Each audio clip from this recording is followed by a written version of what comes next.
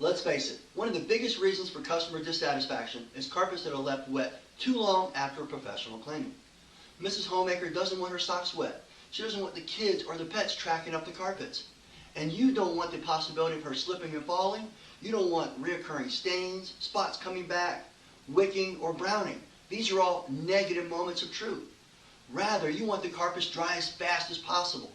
You want customers to use you again, you want them to tell their neighbors and friends, and you want increased profits. All this comes from getting the carpets dry as fast as possible. This is a positive moment of truth. And I'm here to show you 20 tips and tricks right now how to get the carpets dry as fast as possible. Tips 1 through 10 will be out here by the truck. Tips 10 through 20 will be inside. And we're going to start with number 1 with an inline filter, namely the Devastator. The reason I like this is because I can run 4 to the door. I can grab 2 50-foot hoses, run it to the door, hook it up here, and basically go ahead and put the blower inside of the home, maximizing my vacuum. Number 2 is check your water pressure. Most professional cleaners clean around 300 to 500. Anything above that, you might be pressure washing the carpets, driving dirt and water down inside the vacuum, which can cause reoccurring spots, wicking, and browning, and you don't want that. Number 3, check for all leaks in the system. You want to make sure you follow back all your hoses going to the waste tank, your pipes and your plumbing, make sure there's no leaks. Imagine if you're sucking water through a straw that's got a hole in it, and you're trying to drink a drink. You just can't get it up, okay? So you want to make sure you have no leaks. On top of it, check your lids. Make sure that the gaskets are in good shape. Make sure there's no dirt on there. And make sure they're sitting straight to maximize vacuum. Along with checking those cracks, make sure that you check your blower filter routinely. It really gets clogged up and restricts your vacuum. Also, if you have a drop-down filter, make sure you pull that out of your waste tank and clean that too. Tip number 4, remove your 1.5-inch whip hose and run 2 inch all the way into the home.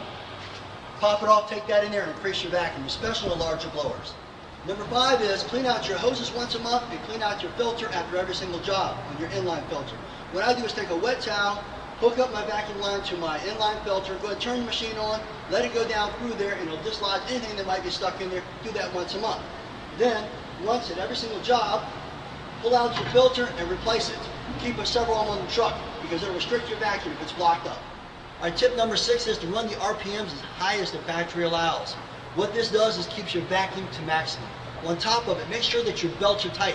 Loose belts cause slippage, and that kills your vacuum. Tip number 7, get down inside your machine there and adjust that vacuum relief valve to the maximum amount you're allowed. On top of that, you can put a free flow valve or a cocoa valve and really increase that vacuum even further. Number 8 is go ahead and cut your heat up as high as it possibly go. Remember, hotter water not only cleans faster, but it also evaporates faster. Number 9, check all your tools, make sure they're functioning properly, especially your wands. Make sure they're not clogged with hair and thread. This reduces your vacuum. Then on your rotary machines, make sure that your belt seal gaskets are in good shape. Change them regularly and keep them clean. Also, anything that sprays, anything that has a jet on it, whether it's on your wand, whether it's on your inline sprayer, make sure they're in good shape. Number 10, don't pull out any more vacuum hose than you need. Also, make sure that you don't leave it behind the truck all coiled up. This causes resistance. Plus, when you're working out of a house, don't let it get tangled up.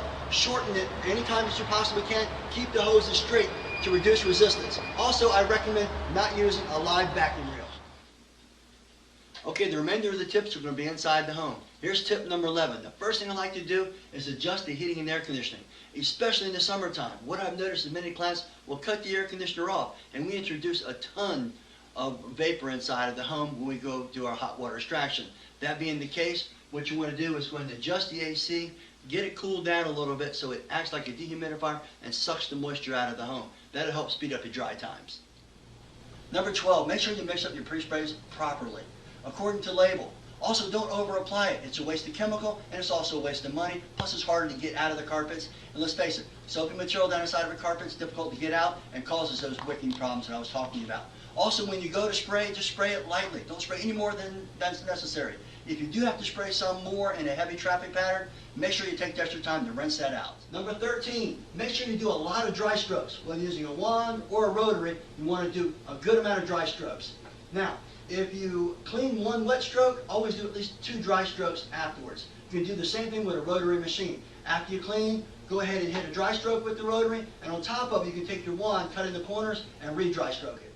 Number 14 is excessive foam. Excessive foam is a vacuum killer.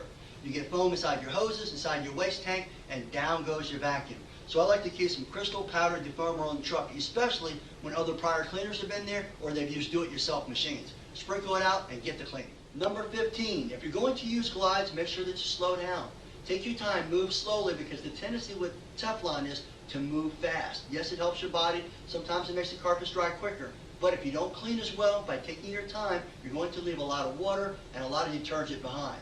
I also highly recommend that you use some type of rotary machine and go ahead and put the bonnet head on there and pre-agitate the carpet well. Number 16, when you're using a wand, keep your wand stroke short. I recommend 3 to 4 feet. Also make sure you cut the water off at the end of the stroke so it doesn't puddle down there, because that's going to be really hard to dry. Also, I recommend go halfway across the room, then work your way back with a dry stroke, come back with another dry stroke, then do the other half of the room.